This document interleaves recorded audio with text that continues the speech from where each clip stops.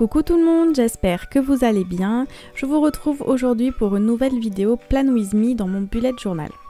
Je fais un test ce mois-ci puisque j'ai changé de format, j'ai pris un Filofax au format personnel et les feuilles à pointillés de ce format viennent de chez AliExpress.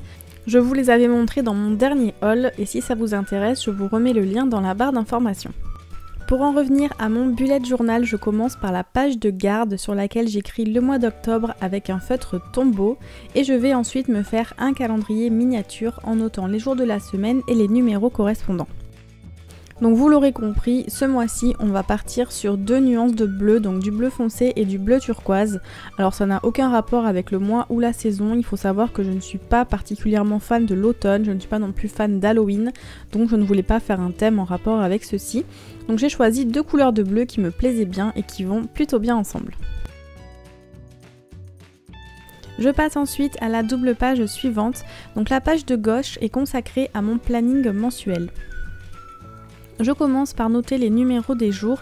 J'ai commencé par le faire depuis le bas parce que je ne savais pas où commencer pour que ça tombe pile poil, j'avais pas envie de compter donc j'ai fait comme ça. La page étant assez petite par rapport au nombre de jours qu'il y a dans le mois, vous voyez que finalement ça me prend quasiment toute la page. Donc finalement j'ai bien fait de faire ça, sinon je pense pas que j'aurais commencé aussi haut sur ma page. J'ai ensuite noté en face les jours de la semaine correspondants et pour terminer je viens noter mon titre.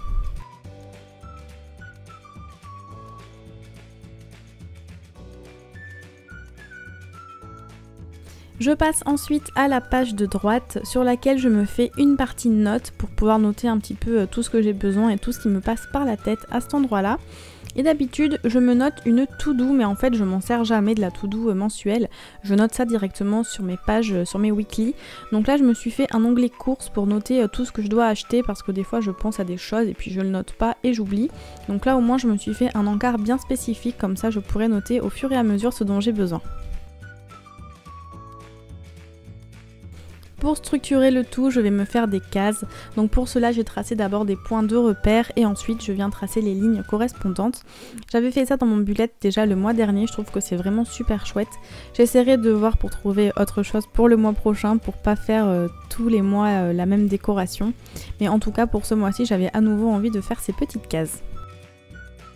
Cette double page est terminée, je vais à présent passer à mes weekly, donc on va commencer avec la première semaine. La page étant assez petite et avec le Tombow en écrivant des mots entiers ça prend quand même beaucoup de place, donc j'ai simplement écrit les initiales du jour de la semaine en notant juste à côté le chiffre correspondant. Comme vous pouvez le voir, je me suis tracé des repères au crayon à papier pour m'aider à positionner les jours de la semaine en fait et mes cadres. Tout simplement parce que le mois dernier j'avais fait ça un petit peu à vue d'œil, c'était pas du tout quelque chose de géométrique avec des mesures très précises, c'était pas très grave, mais là sur ce mois-ci les pages sont tellement petites que si je ne fais pas des cadres de la même dimension j'aurais vraiment du mal à noter tout ce dont j'ai besoin.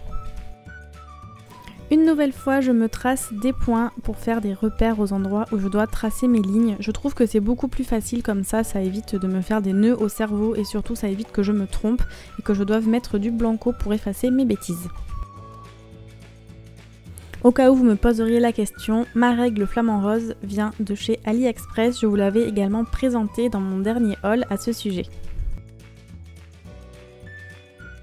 Comme vous pouvez le voir, la structure de ma semaine est terminée. Il n'y a pas beaucoup de place pour la décoration, donc c'est pour ça que j'utilise un morceau de masking tape que je vais mettre au niveau des anneaux et je vais le déchirer à chaque extrémité puisque j'aime bien m'en servir comme ça. Et je viendrai par la suite perforer par-dessus le washi tape pour reformer l'espace de mes anneaux. Comme vous pouvez le voir, ma semaine prend absolument tout l'espace sur mes pages. Je n'ai pas d'endroit pour prendre des notes ou pour marquer ma to-do, donc j'ai recoupé une page en deux qui va me servir à ça. Sur le recto, ce sera ma to-do list. J'ai décidé de noter ça en français pour ce mois-ci, donc j'ai noté avec mon Tombow à faire. Et de l'autre côté, ce sera une page pour écrire ce qui me passe par la tête, donc je marque simplement le mot note avec mon Tombow. Pour rester dans le thème, je vais ensuite tracer des cadres tout autour comme je l'ai fait pour les jours de la semaine.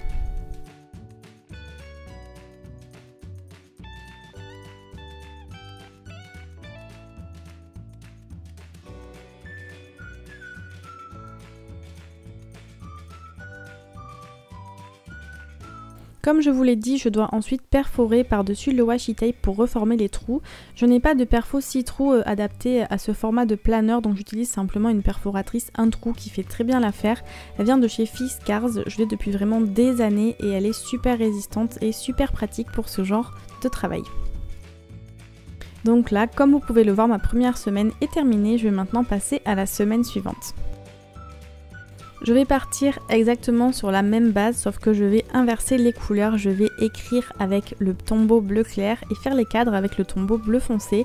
Donc là, j'ai commencé d'abord par tracer les repères pour mes cadres et j'écris ensuite tout simplement les initiales des jours de la semaine et les numéros correspondants. J'aime vraiment beaucoup cette couleur bleu turquoise de mon tombeau, elle est vraiment magnifique et en plus ce qui est bien c'est que c'est une couleur qui est facile à marier, on peut aussi bien la mixer avec du bleu plus foncé comme je le fais ici, du rose, du gris, du noir, du orange, ça va vraiment avec tout. Je suis vraiment super contente de l'avoir acheté, je le regrette pas du tout. Une nouvelle fois, j'ai repris une page coupée en deux pour noter ma to-do ainsi que mes notes. Et donc là, comme tout à l'heure, j'ai inversé les coloris par rapport aux écritures et aux couleurs des cadres de la semaine.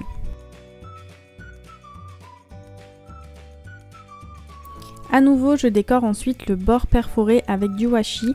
J'aurais bien aimé utiliser un washi différent pour cette semaine différente en fait, mais je n'en avais pas dans ces tons-là de la même largeur pour pouvoir aller avec la décoration, donc j'ai dû utiliser le même finalement.